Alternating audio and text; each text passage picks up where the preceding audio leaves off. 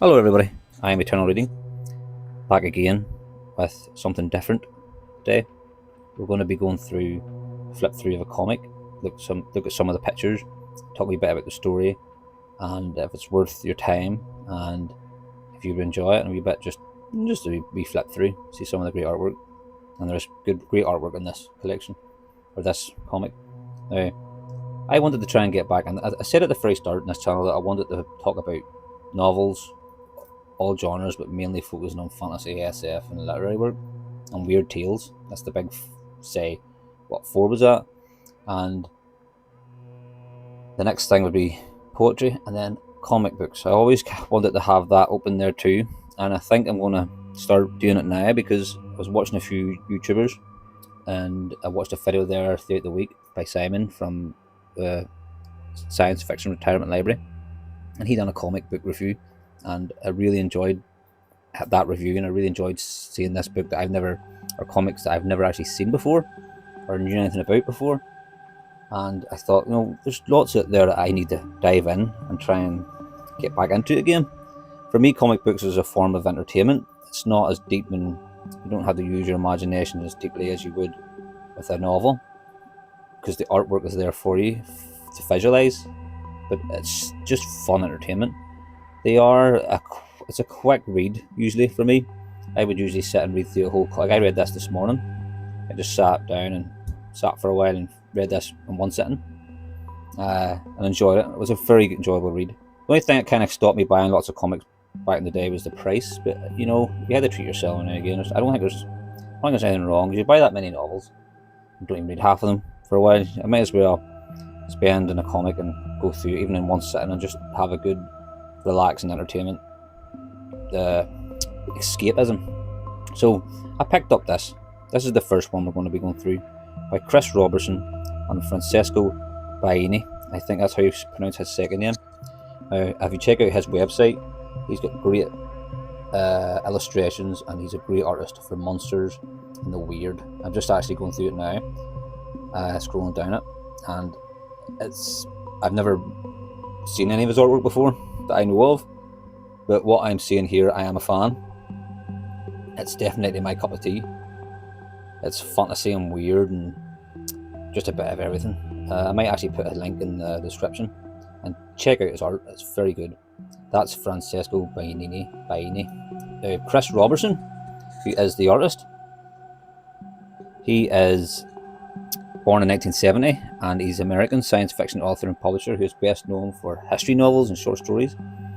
But he also, and I'm scrolling down he has done work for Fables, which was a comic book I've never read before, but I'm actually interested in reading them at some stage. And loads of others. I'm just scrolling down here. He's got loads of stuff, short stories. He's a very busy writer. He seems to have done a lot of X-Men, Dawn of War, Warhammer. He's one of them guys. There's comics there. He's done Fables, zombie comics, Superman, Batman, Do Androids Dream of Electric Sheep. He's done as well, apparently. So he's done loads of stuff. The man's very busy in his work. God of War comics, so he's got a lot under his belt, and it was he was a good writer. He kept very close to a lot Moorcock's universe. So we'll scroll through it. I'm talking through it here a lot, and I haven't showed any artwork yet. Sorry, but there's all the credits. Now, Michael Moorcock, Elric of Malnabity. They call this The Balance Lost, but to be honest, it shouldn't really be called Elric, in my opinion. I think a more suitable name would have been just The Eternal Champions, because it's not just Elric in this story. Yes, you have him at the start, and as you see some of these pictures here and paintings, it's very gruesome, very violent, some of the panels, and you're getting Elric, the character, as what we know. He's calling out Ariok all the time, and he's using his sword to get energy. But we also have Corum, and in this comic, it jumps from 4 different Eternal Champions. You have Corum, you have Elric, you have Hawkmoon, Dorian, and you've got this new character called Eric Beck. I think the Fawn Beck sort of characters, but you have him too, and he's like the new guy that I've never heard of before, and he's kind of having dreams about these other worlds.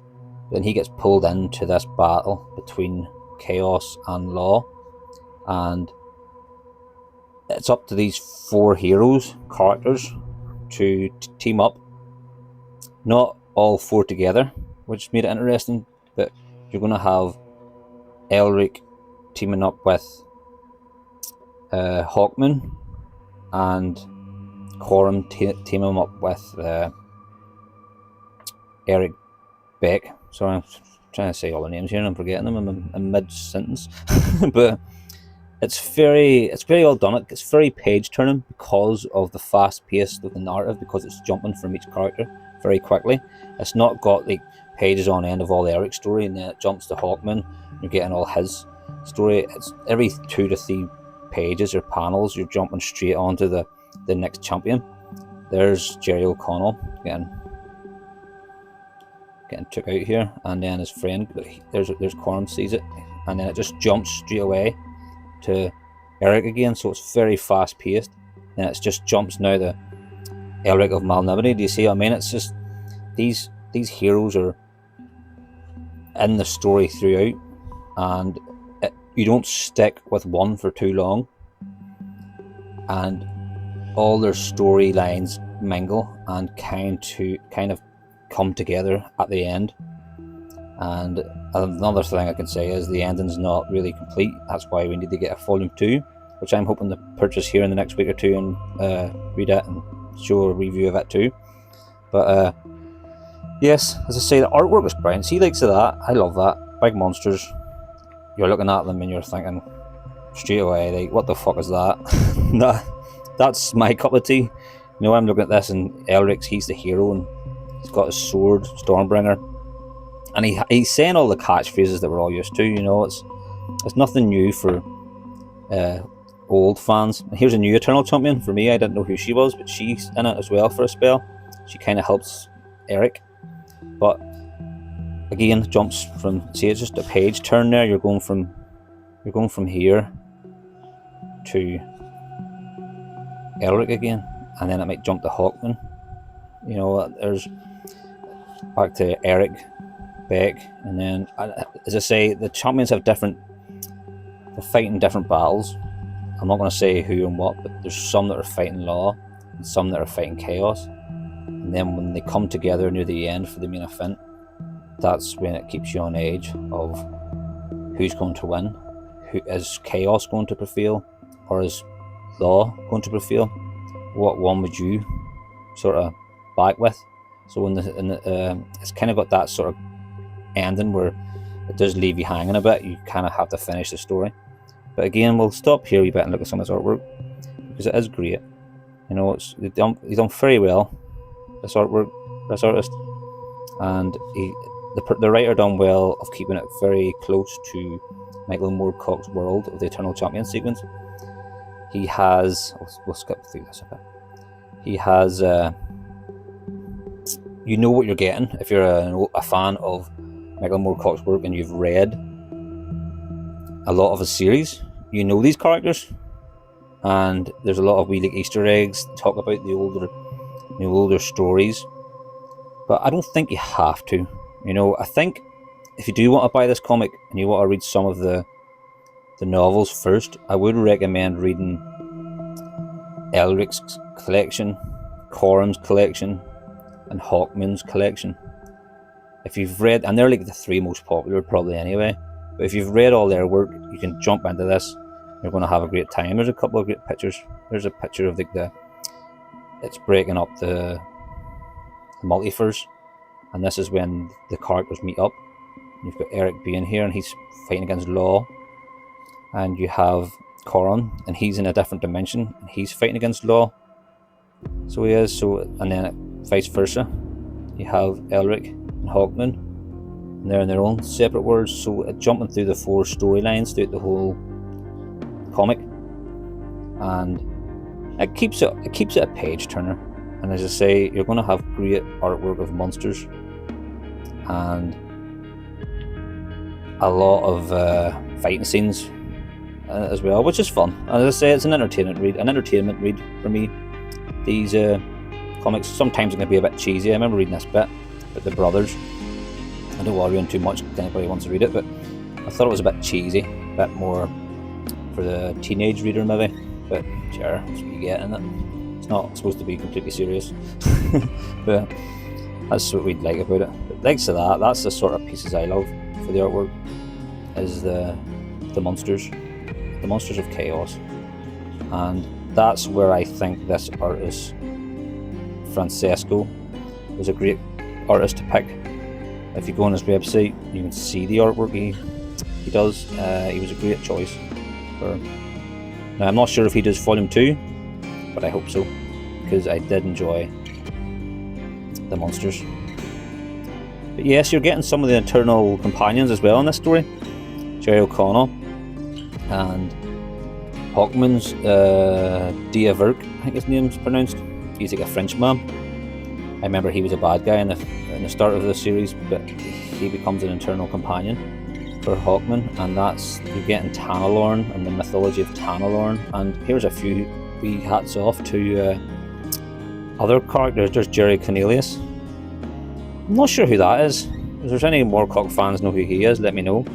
And there is the Dancers at the End of Time. That's a mad one. I've read the first one. It is quite interesting. Weird. Very weird. Need to finish that one. But it's yeah, it was a fun read.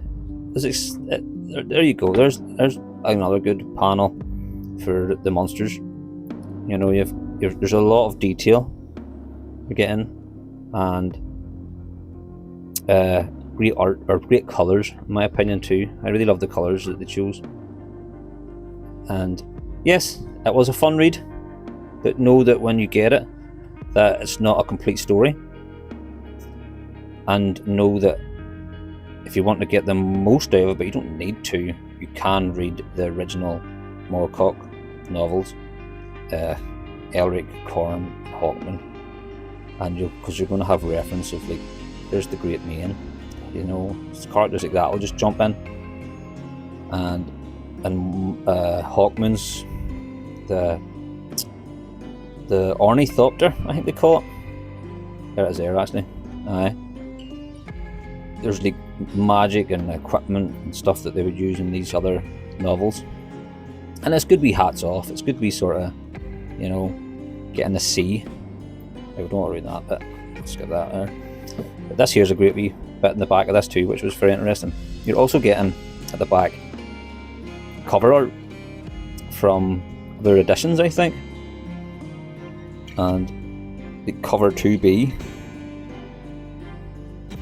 There's more, and they're all great covers. You know, all the Elric fans, Michael Moorcock fans, you know, you're getting what you want here. I love that cover. That's probably my best out of this page. And then at the end, you get a bit of concept art here. Concept sketches. And then there's a wee bit of history at the end of this as well, telling you all about 40 years of Elric and some of his comics, going back to 1972, and Heavy Metal magazine. I thought that was good, showing you some of the old artwork they would have used back here, you know, going through the years. 1982, 1983, Elric, that's a famous one, by Roy Thomas, and it goes through the whole history of Elric in comic form. And there's the multiverse, and then at the very end you got this, so you can see what to buy next. And I can't see volume 2 in the back of that, but I looked it up, it's definitely there, you can buy it now. And then you have, at the very end of it, a thing talking about Michael Moorcock, Chris Robertson, and Francesco Paini. There he is, Italian. He was definitely Italian, that's good. Didn't get that wrong. But that is Elric the Balance Lost Volume 1. I hope you don't mind me just going through that and showing these pictures. If you're wanting to try something new, you can probably start here with Elric, or with the Michael Moorcock universe. It's not a big, you know, you don't need to know too much about it, as it's kind of a self-explained story in its own way. But if you're also a fan of the the series and you've read a lot of Michael Moorcock's Eternal Champions, I've got ankle over me. Fuck hell. That's a good place to jump in, because you're going to have these wee Easter eggs and references you're going to enjoy as well throughout. But yeah, I enjoyed it. So I read for one sitting for me, and it's got me back in the comics. It's got me kind of interested again. The other one I have here is Conan. I showed this in a post. These are all black and white pictures and panels, but there's loads of stories in this. So I might do a review for one of these. I'm trying to get back to what I was doing, what I wanted to do in this channel originally, which is novel reviews, short stories, poetry, and comics. They're the main things this channel is going to be. And then every now and again, the odd wee tag video. I think I was getting too many tag videos and I was doing too many. And then I was reading short stories and reading poems, and I didn't want to bombard people with loads of videos. So I thought, yeah, we'll just focus on the books and the stories. And every now and again, I'll maybe do a wee tag video, but it probably won't be weekly anymore, because I want to try and get more for the actual books and the art, instead of just me talking shite. But that is Elric, and I hope you enjoyed that, and I hope it's maybe piqued your interest to try comics yourself. It is fun, and all the best, everybody. Stay weird. Have a good week.